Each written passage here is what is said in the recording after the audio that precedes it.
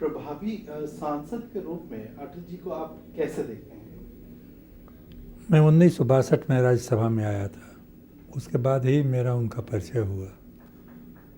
1967-68 में हम दोनों पब्लिक अकाउंट्स कमेटी के मेंबर थे।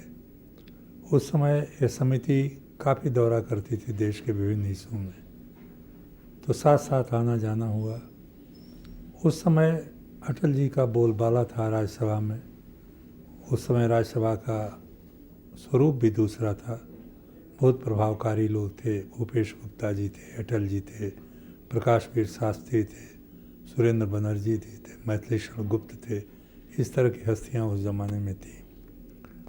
मैं उनसे उम्र में छोटा था, लेकिन साथ रहते रहते संपर्क बहुत घनिष्ठ हो गया और उनके व्यवहार से, उनकी बातचीत से मैं अत्यंत प्रभावित हुआ।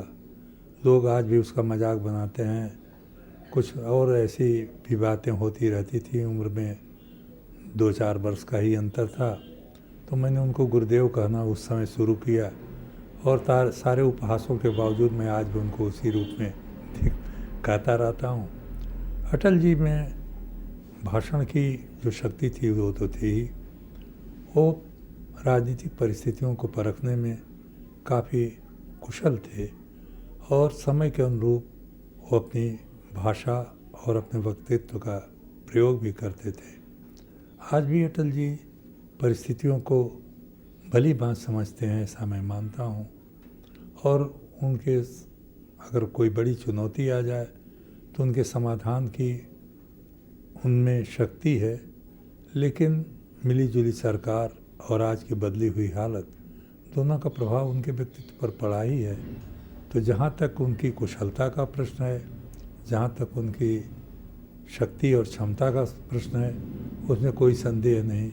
लेकिन परिस्थितियाँ मनुष्य को बहुत कुछ विवश कर देती हैं, उस पर मैं कोई टिप्पणी नहीं करना चाहता। आधुनिक भारत के जो निर्माण, उसमें अटल जी का जो भूमिका है उसको आप कैसे देखते हैं? देखिए, आधुनिक भारत के निर्माण में बहुत सी बाधाएं हैं और वो बाधाएं कोई हमारे देश की नहीं है, वो विश्वव्यापी बाधाएं हैं।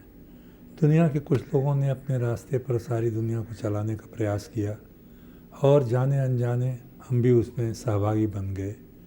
बड़ी ताकतें जिनके पास दौलत है, जिनके पास सामरिक शक्ति है, वो दुनिया को अपने ढंग से चलाने की कोशिश कर रहे हैं।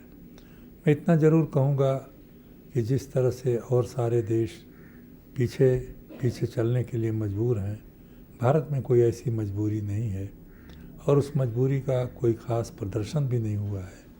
लेकिन हमारे देश में कुछ आंतरिक समस्याएं इस कदर आ गई कि बहुत मामलों में हमें समझौता करना पड़ता है। अटल जी हों या कोई और हो, उसको उस समझौते से विवश होना पड़ता ही है।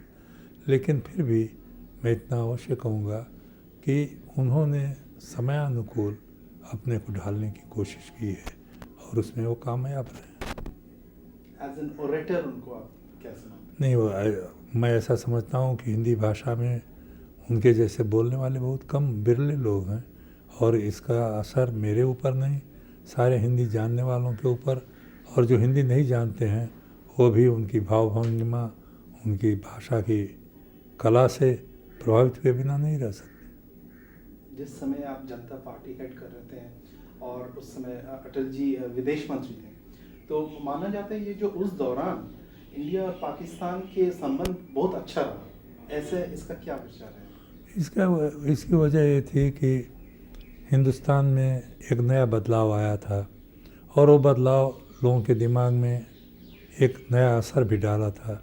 आप जानते हैं कि जब इमरजेंसी लगी थी तो सारी दुनिया में ये कहा जाता था कि जमहूरियत का चिराग, लोकशाही का दीपक अकेले हिंदुस्तान में टिमटिमा रहा था, वो भी हमेशा के लिए बुझ गया। 1977 में जब जनता को अधिकार मिला तो उस समय लोगों के दिलों में ये भरोसा बैठा कि भारत में जनतंत्र हमेशा के लिए ये अपनी जड़ें जमा चुका है।